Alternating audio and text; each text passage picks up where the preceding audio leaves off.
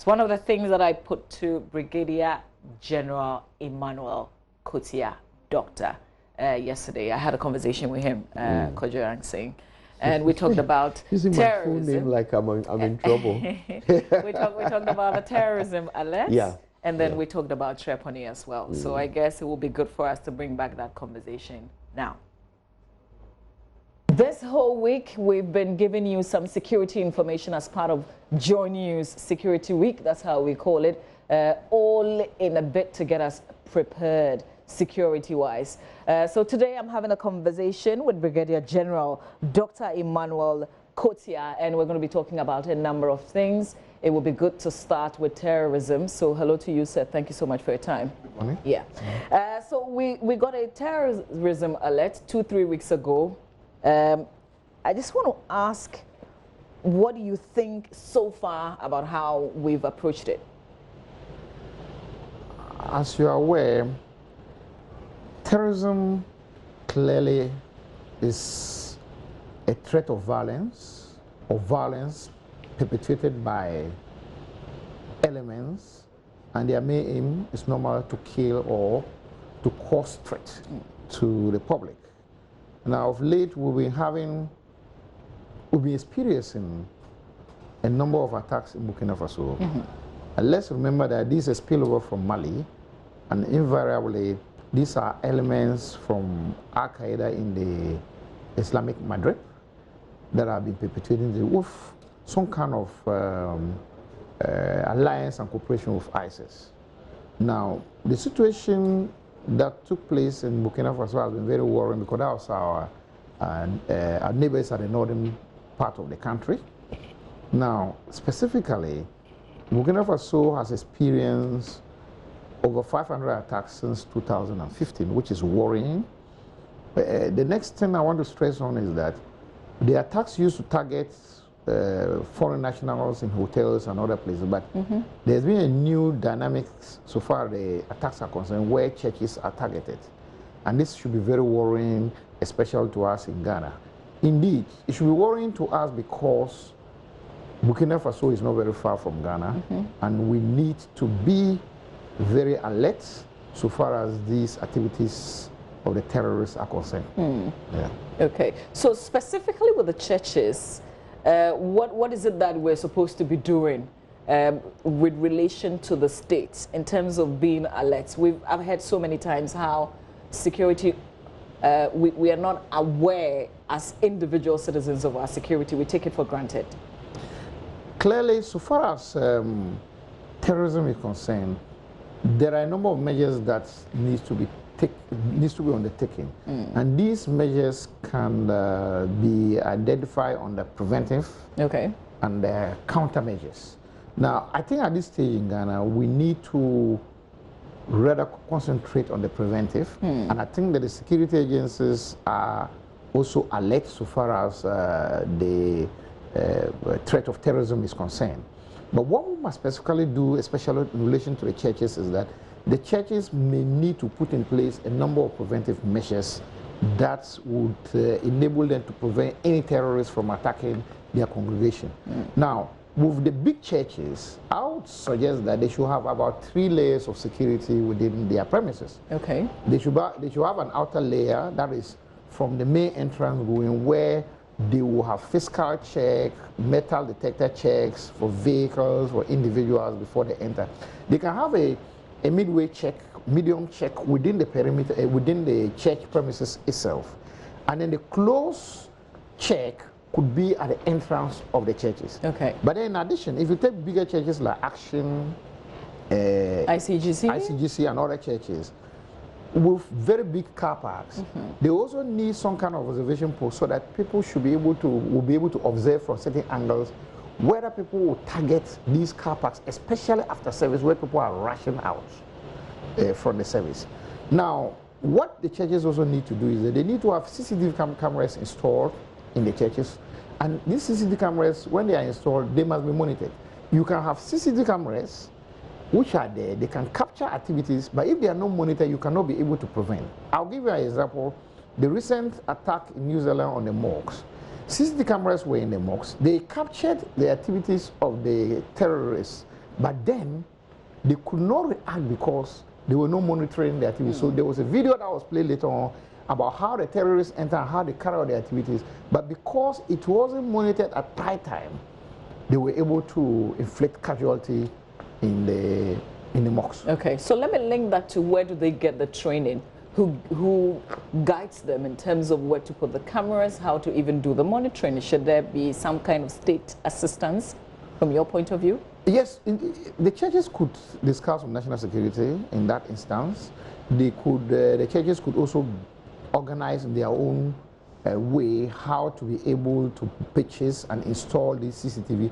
They also need training. In fact, the security personnel at the various churches also need training, and that can be sought from the Ghana Police Service.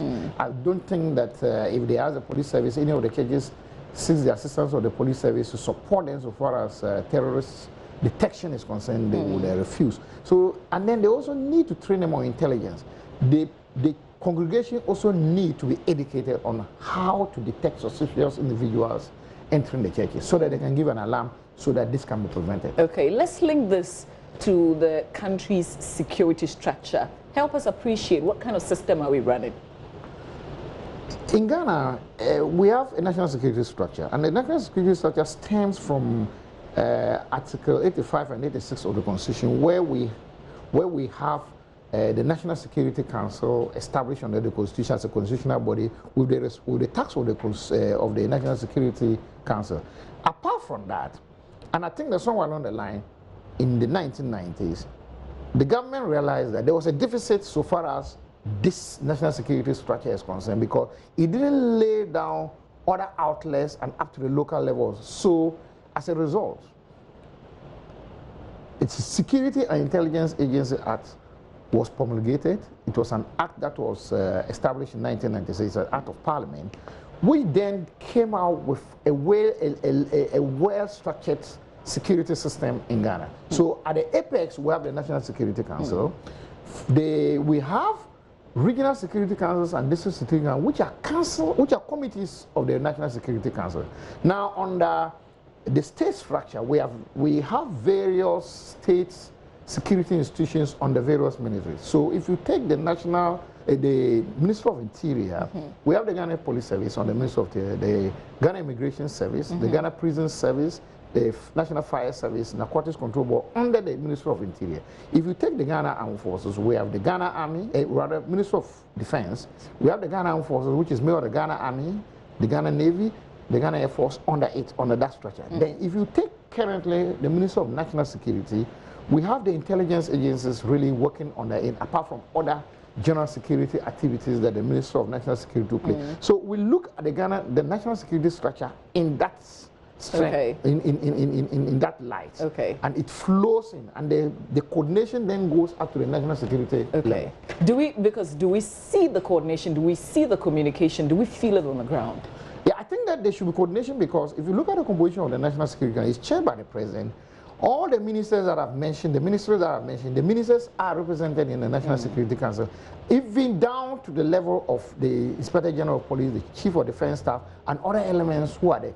The only problem about the national security structure of Ghana is that we have some few challenges that probably one can see that formally the Ghana immigration, the customs and the preventive Customs Excise and Preventive Service used to be in charge of border security in the country. Now that has been transferred to the Ghana Immigration. So I believe that at the time the framers of the Constitution were coming out of this, they put the Commissioner of SEPS as a member of the National Security Council. However, now the Customs is responsible for border security. It isn't a member, and that is an entrenched clause and cannot just be trickled just in a moment of a sight. It has to be, it has to go to a referendum for it to be changed. So that is a slight problem so far as the national security structure is concerned. Okay. But then the Director General of Immigration can still be courted by the President, since the government has got that leeway to court individuals into the National Security Council for any discussion that relates to that area. That's interesting. I guess maybe some other time we can explore that angle further. I just quickly want us to talk about Tripoli, where currently there's a ceasefire. But I want to ask how we can move it forward in terms of stopping this conflict altogether. Can we?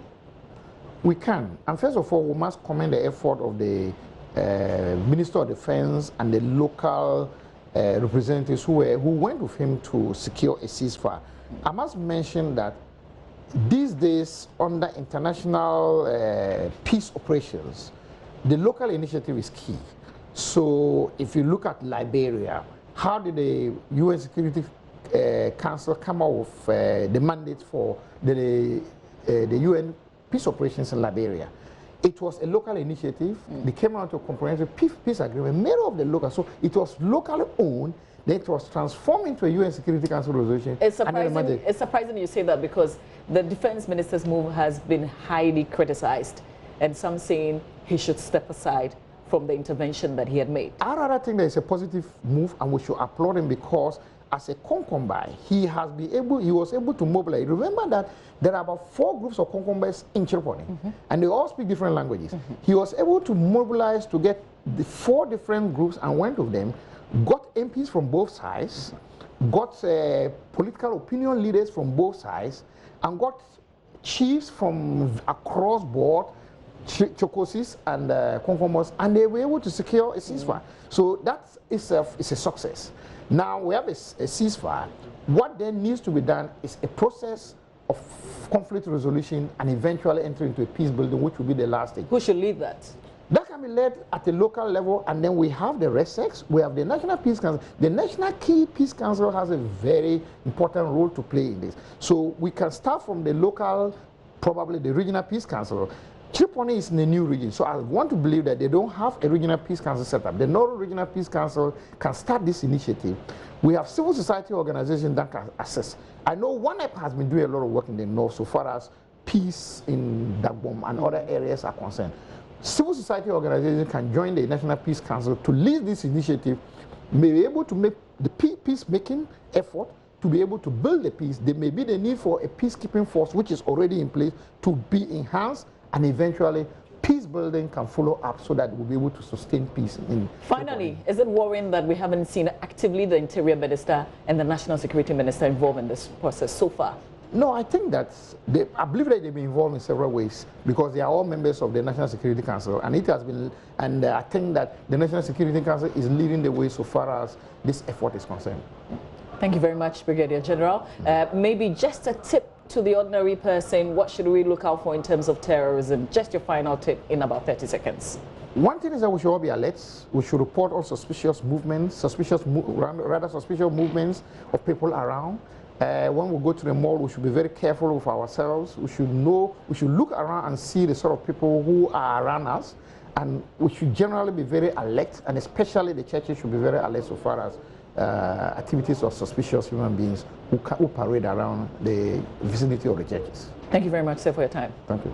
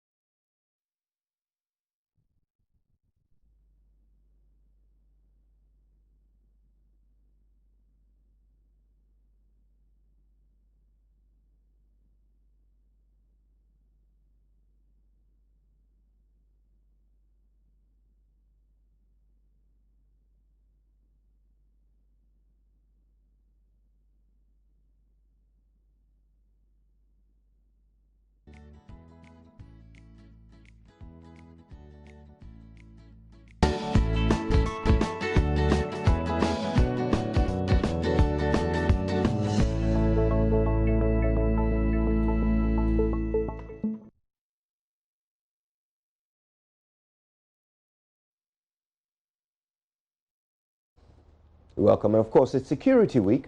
Brigadier General Kotia there talking to us about terrorism. That's not the only security threat that we need to worry about. Yesterday, we talked quite a bit about kidnapping with ACP Kwesi Ofori and DSP Ifyatinge. We have some tips that can help you spot suspicious behavior around your children when you're out and about with the kids. What to look out for to make sure that strange people don't come along and make away with your kids. Let's have a look at some of those tips right now. Now, one of the most common tricks that kidnappers use is that they simply ask a child for help. So if you witness such a situation, it may be a warning sign, because normal adult people don't ask unfamiliar children for help. If an adult person has some kind of a problem, they've lost a dog or a cat, or they can't open their car door because their hands are busy with heavy bags, they will always ask another adult person for help, never a child. So if you see that, that could very easily be a sign of something untoward. Now, if a child is crying, trying to get her hand free or screaming, you might think that the kid is simply misbehaving. But if the child is beyond hysterical, maybe you should come and ask if everything is all right. Don't be afraid to ask the child who the adult person is to them. If it's a kidnapper, they will most likely run away because you have memorized their face. Now, people who circle around playgrounds and observe kids are very suspicious. Take a photo of such a person in a way that the person will notice. That simple action can scare away a kidnapper or anyone with nefarious intentions. Now, children are very open and trusting. If you offer them candy or toys, if kidnappers promise to show them a cool device, but they will only show it if the child goes to the car with them, then there can be no doubt that this is a kidnapper. Normal adults do not give presents to unfamiliar children, and they do not invite them to their cars. Now, kidnappers may know a lot about a child's family. Even adults would believe such levels of preparation, let alone children. Using social media, a criminal can learn even the smallest details, the names of the relatives or the parents' co-workers, which toys they got for their birthday, what their room looks like, and so on. And using all this information, they can present themselves as a friend or a parent's co-worker. They can then say that their mother is in the hospital, they have to visit her right now. And if you witness that type of behavior, please don't ignore it. In 9 out of 10 cases, this is kidnapping. Now, sometimes kidnappers use other children as bait. They'll send them to get to know the potential victims. And the hard part is that children don't really understand what the word stranger means. Most of the time, they think the kidnappers are, angry men with beards wearing sunglasses. That's what kidnappers should look like. But even nice women or kids can be kidnappers. So if you notice a kid taking another kid away from the playground, catch up with them. Ask how long they've known each other, where they're going, and see if there's anything untoward about it. Now, if you see a car going slowly along the street, pulling over next to a kid, you should know that this is a warning sign. And if a driver is asking a child for directions or inviting them to get into the car, please, this is more likely than not a kidnapper. A normal driver will ask an adult or a police officer, or simply use GPS if possible. Now, there have been cases where kids were kidnapped after they were offered a ride on a motorbike. Very few boys especially can resist such an offer. So if you see such a situation, use your common sense. What normal biker would invite an unfamiliar child to take a bike ride with him? Now, kidnappers often tell kids that they are movie producers or photographers. This works mostly with the older children, 10 to 11 years old. Kidnappers earn their trust with flattery and promises of fame and success. It's obvious that real professionals will not search playgrounds and streets for actors and models. They would come to schools or they would organize proper casting sessions. Right, one more tip here. Now, it's hard to stay vigilant when kidnappers say they are police officers and ask a kid to go with them because the child did something bad. People in uniforms look trustworthy even to adults. But any real police officer will look for a child's parents first and will not refuse help if you offer it. So, however, if you intervene and ask the alleged officer to show you their ID and you notice that they become nervous, at least try to take a picture of this so-called officer to either scare them away or have their face for recognition. And maybe we'll add one more, okay? A warning sign to watch out for is if you notice a child calling an adult person Mr. or Miss or Sir. Children usually don't call people they know this way. So these are a few of the possible telltale signs that you can look out for when you are in a place where there are lots of children, or when you are with your own child and other children. These are some of the things that might symbolize the presence of a potential kidnapper.